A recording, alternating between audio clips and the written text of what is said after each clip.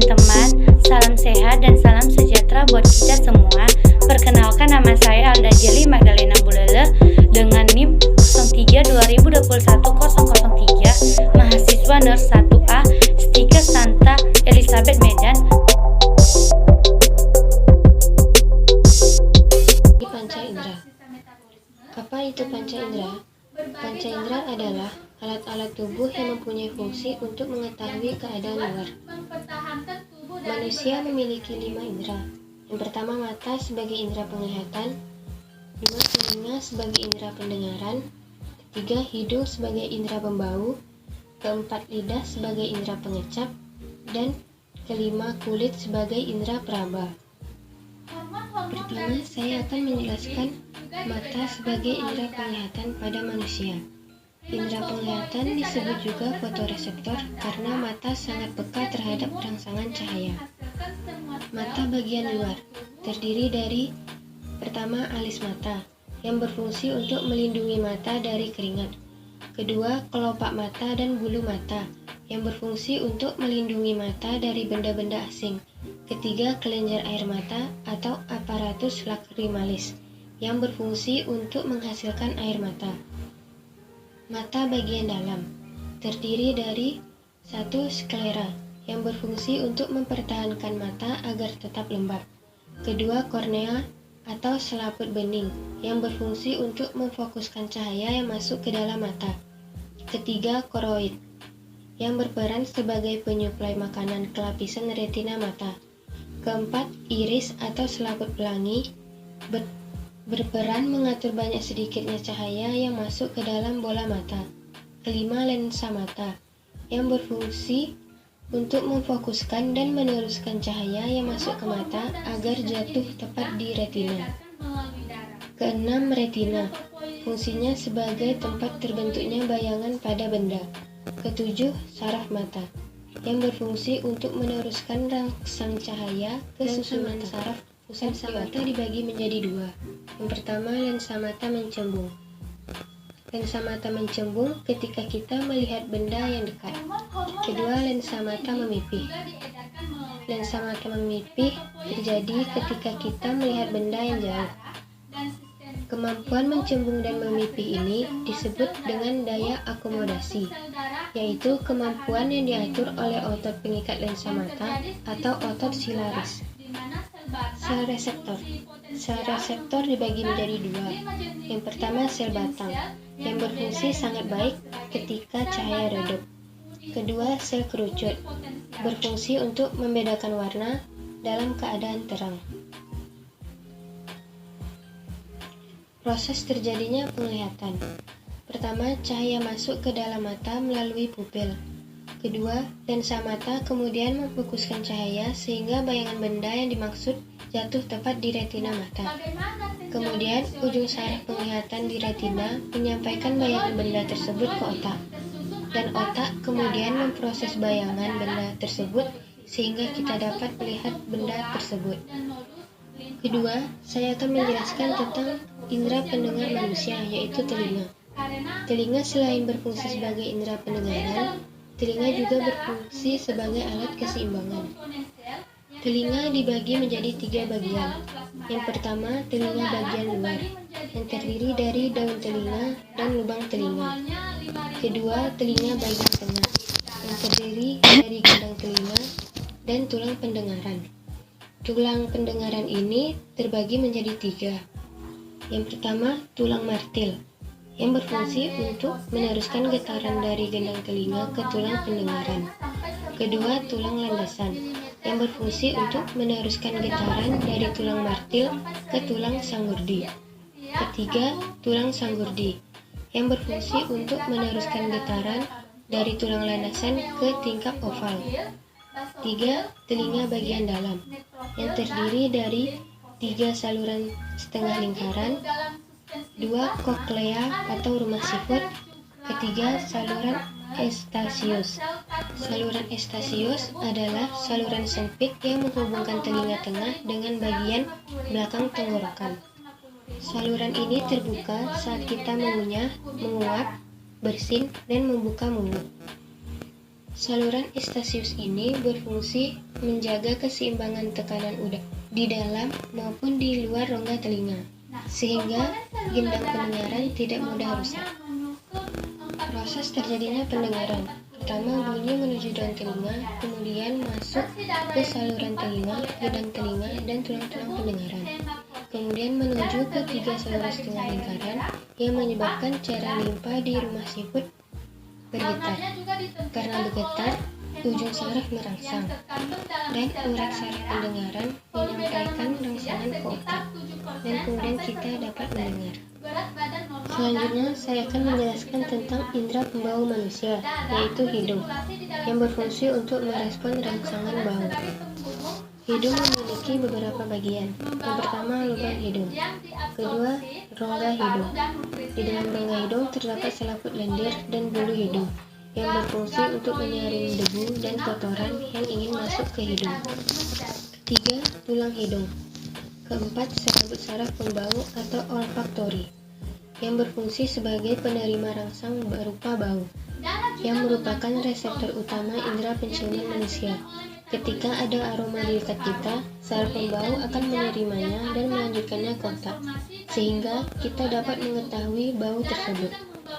Kelima, serabut saraf ke otak, yang berfungsi untuk mendeteksi zat kimia yang ada dalam udara pernapasan, dan juga berfungsi untuk penghantar rangsangan dan penghantar respon. Keenam, silia saraf pembau atau bulu hidung, yang merupakan rambut-rambut yang terdapat di bagian bawah serabut saraf pembau, yang fungsinya untuk menyaring udara yang masuk, sehingga kotoran atau debu yang masuk ke dalam hidung kita tidak mengganggu sistem pernapasan kita. Ketujuh, lendir, yang berfungsi untuk menghasilkan mukus atau ingus, yang melindungi kita dari berbagai macam kotoran atau bakteri. Proses terjadinya pembauan. Aroma atau bau suatu benda yang berbentuk gas terhirup oleh hidung. Kemudian, aroma akan larut dalam lendir dan sampai pada sel reseptor yang berfungsi mendeteksi zat kimia yang ada di dalam udara pernapasan. Kemudian meneruskan rangsangan bau yang diterima ujung-ujung saraf pembau. Setelah itu, rangsangan bau diteruskan ke pusat penciuman melalui saraf bau yang ada di otak. Oleh otak, rangsangan tersebut ditanggapi sehingga kita dapat mencium bau tersebut. Selanjutnya, saya akan menjelaskan tentang indera perasa manusia, yaitu lidah, yang bisa mendeteksi berbagai macam rasa, yaitu rasa manis, asin, asam, pahit, dan umami. Lidah juga disebut dengan kemoreseptor, karena lidah peka dan mampu menerima rangsangan berupa zat kimia. Yang disebut dengan reseptor adalah kuncup-kuncup pengecap atau taste buds yang ada pada permukaan lidah. Kuncup-kuncup pengecap disebut juga dengan papila. Terdapat 4 macam papila. Yang pertama, papila foliata, yaitu papila yang sangat sedikit terdapat pada manusia. Bahkan ada yang mengatakan manusia tidak memiliki jenis papila ini. Papila ini berbentuk seperti tonjolan daun pada lidah. Kedua, papila fungiformis, yaitu papila yang memiliki bentuk seperti jamur atau fungi. Papila fungiformis tersebar pada bagian sisi lidah dan permukaan ujung lidah. Ketiga, papila circumvallata, yaitu papila yang berbentuk bulat dan tersusun seperti huruf V di belakang lidah. Pada lidah manusia, biasanya jumlah papila circumvallata ini sekitar 8-14 buah. Dan yang terakhir, papila filiformis, yaitu papila yang memiliki bentuk seperti benang atau fili. Papila ini menyebar secara merata di seluruh permukaan lidah, dan papila formis ini berfungsi untuk menerima rangsangan sentuhan dan pengecapan. Sensasi rasa pada indera pengecap. Yang pertama, manis. Rasa manis terletak di bagian depan lidah. Sensasi rasa manis dihasilkan oleh banyak senyawa organik, contohnya gula dan coklat. Rasa manis juga berkaitan dengan kandungan karbohidrat pada makanan. Kedua, asin, terletak di depan samping lidah. Sensasi rasa asin dihasilkan dari ion-ion potasium dan sodium. Ketiga, asam, yang terletak di samping lidah. Biasanya berkaitan dengan kandungan asid atau asam pada makanan. contohnya buah jeruk dan lemon. Keempat, pahit. Rasa pahit terletak di belakang lidah. Sensasi yang dihasilkan karena kandungan alkaloid, contohnya pada nikotin dan kafein. Rasa pahit juga berkaitan dengan makanan yang telah busuk, contohnya kopi. 5. Rasa umami yang terletak di permukaan lidah. Rasa gurih atau umami dapat diperoleh secara alami dari berbagai macam bahan makanan, seperti kaldu, kerang, udang, tomat, bawang putih, jamur, santan, dan lain-lain. Proses terjadinya perasa.